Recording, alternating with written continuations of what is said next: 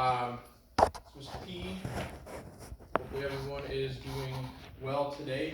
This is your e-learning lesson for Tuesday, April 7th.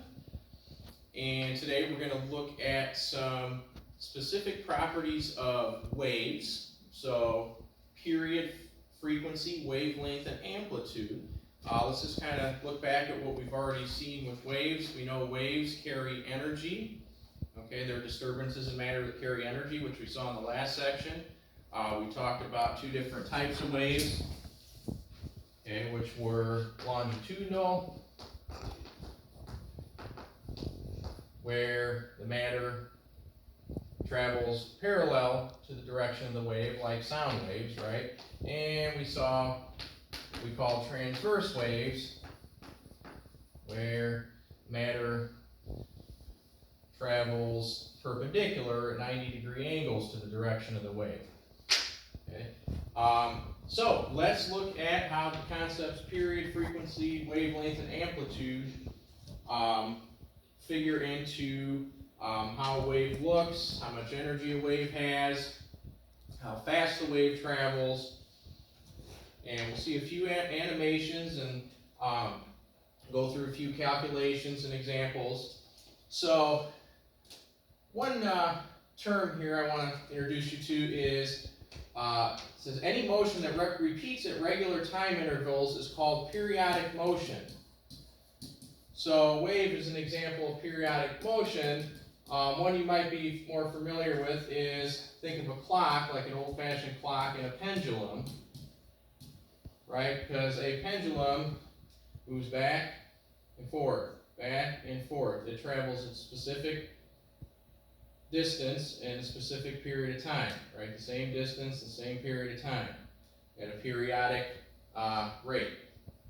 So one complete motion that returns to its starting point is called a cycle, and we'll talk about that in terms of waves. Okay? The time needed to complete one cycle is called the period. So think period of time. Okay? And we'll see period we're going to most often measure in seconds. Okay, so what we call frequency, you may have heard this term before. Frequency of a periodic motion is the number of cycles in a given period of time. So what we're going to be looking at specifically is frequency being measured in the number of cycles per second, right? So number of cycles in a specific period of time. Something, a unit of measurement you might be more familiar with is called hertz, right? Usually we see 8Z. And I'm sure maybe you've seen that before, like on the radio, you see stations are in, kilohertz or megahertz, right? That relates to the wavelengths that those radio stations put out and how many cycles there are per second in the waves that they send out. Okay, of course, kilo means 1,000, mega means million, so AM and FM measure differently. But that's one place you may have seen it. The wavelength of a wave, okay, that's typically going to be measured in meters, is the distance between a point on a wave and the same point on the next cycle of the wave. Okay, so here's what that means. If we look at a visual of a wave, here's what we're talking about with wavelength. Okay, so recall from the last section that the different parts of the waves, like the peaks, right, the highest point above, or crests we call them, another name for them, and troughs, which are the lowest points below that rest position, which is here. The wavelength, again, is the distance between a point on a wave and the same point on the next cycle of the wave. So one cycle, okay, would be starting from the rest position, and we go through a peak and we go through a trough, and that's one cycle.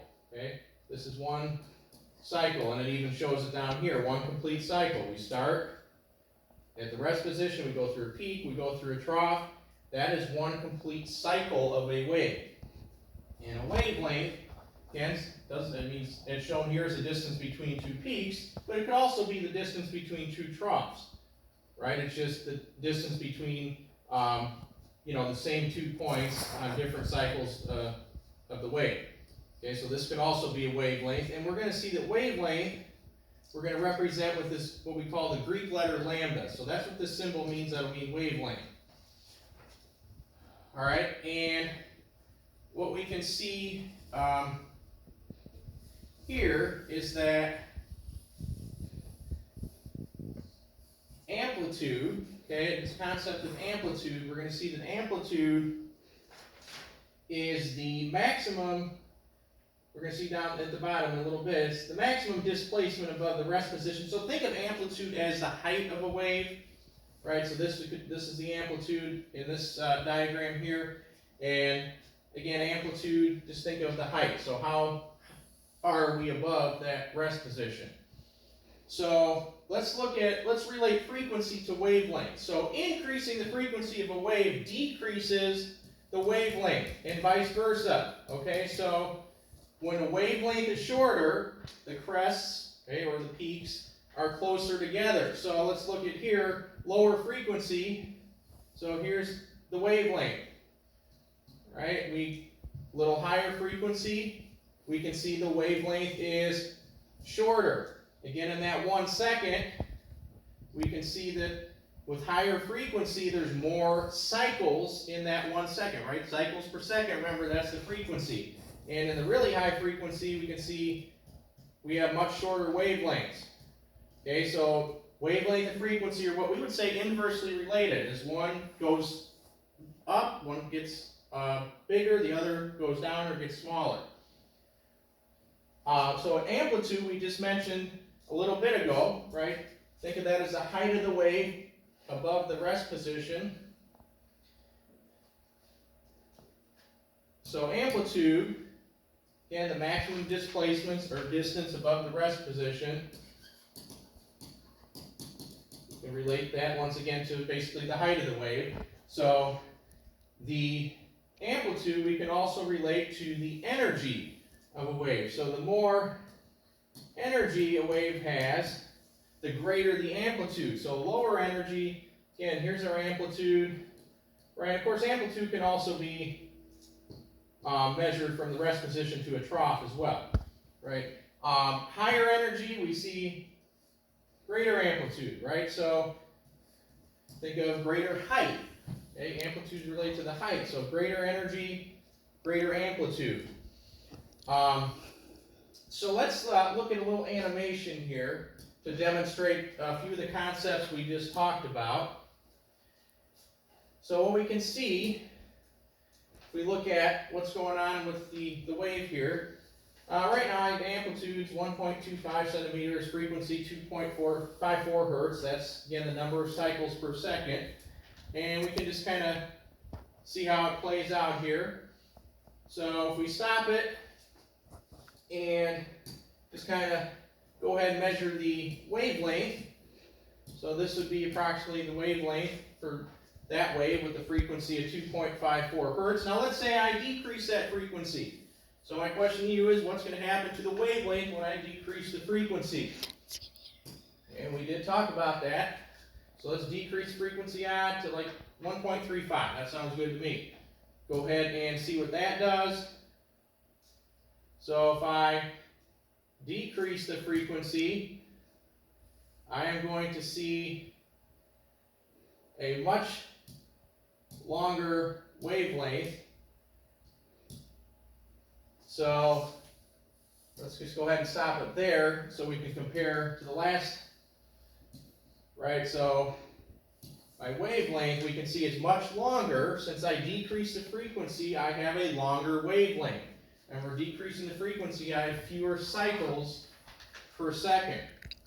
And then let's look at the amplitude. So remember amplitude, right? This is our amplitude, basically the height above that rest position, which is this dotted line here. And if I decrease the amplitude, what's going to happen to that? The height of the wave, remember the energy of the wave. So let's decrease it to like 0.66. See what happens. So we can see the amplitude now is lower, okay, so obviously the height of the wave is going to be lower. This is a lower energy wave than the last wave because it has less amplitude. Okay, and we'll see later that we have more amplitude, okay, and when we get to sound, we'll see that the bigger the amplitude of the wave, the louder the sound is. So that's just kind of an example of a wave, how the energy of a wave relates to something like sound. Okay, let's go back to our notes and do a few mathematical examples and see how all these quantities are related mathematically. So let's go down here. So we talked about frequency, we talked about wavelength, we talked about amplitude, the period of a wave, and another thing to consider would be the speed of a wave, so how fast it moves. Remember, speed is how far we travel in a given period of time. So wave speed, we can actually calculate by taking the wavelength divided by the period. So meters divided by seconds. So wavelength divided by period, meters over seconds, right? That's a unit that we've always used for speed and velocity. Period, that's 1 over frequency, or basically the reciprocal of frequency. Speed of the wave, we'll represent it with v, okay, for velocity. For our purposes here, it's basically the same thing. So velocity equals frequency. We can use f for frequency times wavelength. Remember, we were using lambda, the Greek letter. So let's go ahead and do a few examples here, keeping in mind the formulas we just looked at. All right, so example 1 says the wave in a spring has a wavelength of 0.1 meters. Stop there.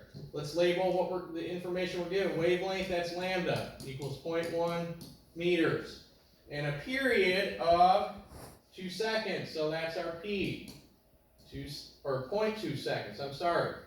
So 0.2 seconds. So remember, the formula says that we can calculate the speed. So speed is going to equal the wavelength, lambda, divided by the period, right? Meters over seconds. So wavelength, 0.1 meters divided by 0.2 seconds for the period is going to end up giving us 0.5 meters per second for the speed. It makes sense that we have units of meters per second. Okay, how far it travels in a given period of time. The next one, okay, we're looking for speed again, but we're going to be using a different formula because we're given different information. So what information are we given here? We are given the wavelength. So it says, what is the speed of an ocean wave that has a wavelength? So lambda equals 4 meters and a frequency of 0.5 hertz. So remember, velocity or speed equals the frequency times the wavelength. Plug in what we know. So we know frequency is 0.5, wavelength is 4, and we simply multiply 0.5 times 4. So we're ending up with 2 meters per second for the velocity of the wave, the speed of the wave. Remember, we're using velocity and speed interchangeably. Just keep in mind, velocity just means speed in a certain direction. Okay. Last one. We're going to be using the same formula as in example 2, except we're given different pieces of information. So this time we're finding the wavelength, and we are given the frequency of 2 hertz, and we're given the speed of 0.4 meters per second. And we need to find the wavelength, or lambda. So we say speed, velocity, right, same thing here for our purposes, equals frequency times wavelength. So start with that formula. So velocity, 0.4, equals frequency, which is 2, times the wavelength, which we don't know. And then, okay, so we got 2 times wavelength. How do we undo multiplication? We divide by 2. So wavelength is going to end up being 0.2 meters, right? So we measure wavelength in meters. Okay, so just to recap, okay, remember we talked about concept of period. So period is the time to complete one cycle of a wave. Remember, a cycle, we go ahead and draw a wave. A cycle is a peak and a trough. So this is one cycle of a wave. And then remember, if I go ahead and extend the wave here, the concept of wavelength. All right, so I'm just going to label the one cycle. This is one cycle. Wavelength is just the distance between a point on one cycle of the wave and the same point on the other. So we use the example of distance between two peaks. That's the wavelength. Amplitude, remember that's that height above the maximum height above the rest position. And we said that the greater the amplitude, the more energy the wave is carrying. All right, and then also we related speed or frequency to wavelength. They're inversely related, right? So if I go ahead and draw a wave, let's say this is a period of 1 second. I have one cycle, I have one cycle. I have two cycles. Let's go ahead and bring this up here. And I have 3. So this is a cycle. So that I have 3 cycles in 1 second, right? So that would be 3 hertz. And again, we can see the wavelengths, right? Basically, distance between the peaks here. And let's say I drew a different wave. Okay, and let's say this was in 1 second here. I can see that, right, I only have I have one cycle and not even a half a cycle. So this would be, you have a much lower frequency, but a much longer wavelength, right? So yeah, this has lower frequency, higher wavelength. Okay, so this diagram here, I have higher frequency, shorter wavelength. Okay, so what you will do as an assessment for this lesson is go ahead and open up the e-learning 4.47 assignment, which is section 17.2, and make sure that you complete that to count for your attendance for e-learning for today. See you tomorrow.